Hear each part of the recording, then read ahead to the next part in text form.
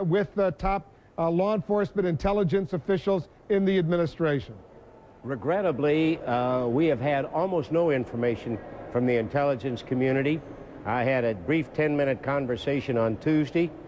We have tried to follow up and ask questions about what you and the media are saying, and we have been told by the intelligence community the Department of Justice has ordered them not to share information with the Intelligence Committee.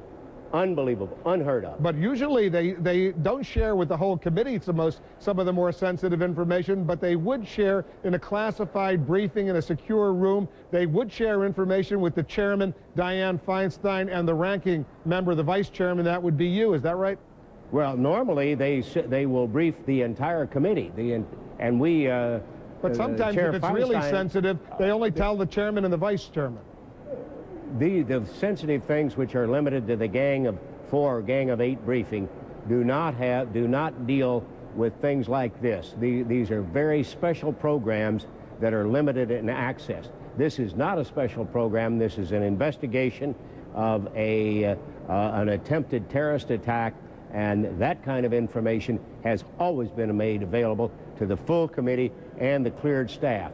And we've been told today, I've tried to ask Intelligence Committee leaders about it, and we've not gotten any answers. Our staff is told you cannot. We've been told by the Department of Justice you can't share it with the Intelligence Committee.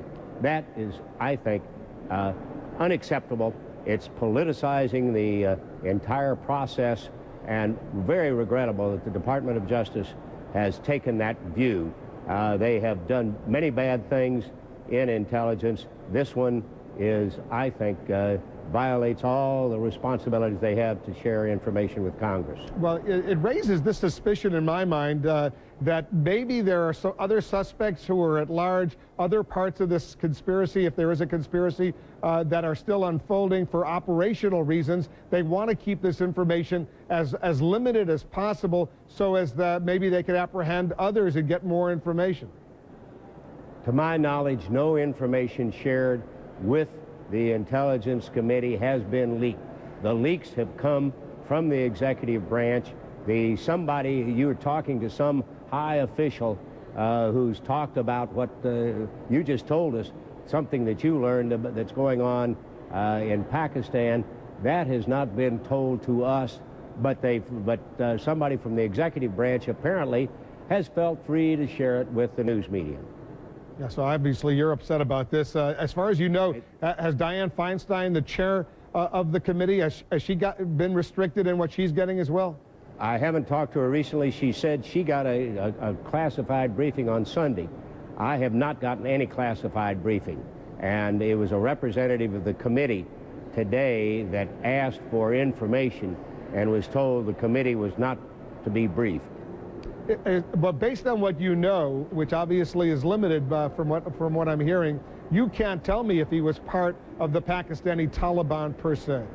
That is correct. I have read about it and I have heard about it, but I have not been able to identify the intelligence sources who will tell me what the basis of their judgment is, how reliable it is, and whether it's something we can act on. All right, forget about the fact that you're not being briefed. I assume you will be at some point. Forget about that. But in general, how do you think the Obama administration is doing as far as this Times Square bomb suspect, the whole case is concerned?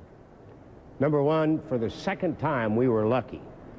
Both Abdul Muttalib and Faz al-Shazid. Abdul Muttalib being the Christmas Day underwear bomber.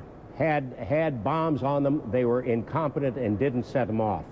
In both times, concerned citizens moved in. The first case to throw blankets on him on the airplane. Second case to identify the smoke coming out of the vehicle. The law enforcement efforts were very good. They tracked down Shazid, and one of the biggest mistakes that the Department of Justice made in both cases, they Mirandized him. They told him. They told both of them they didn't have to talk, and they were entitled. But Eric Holder says this guy is talking. Because most suspects, when you tell them that, will stop talking. Okay, he's lucky.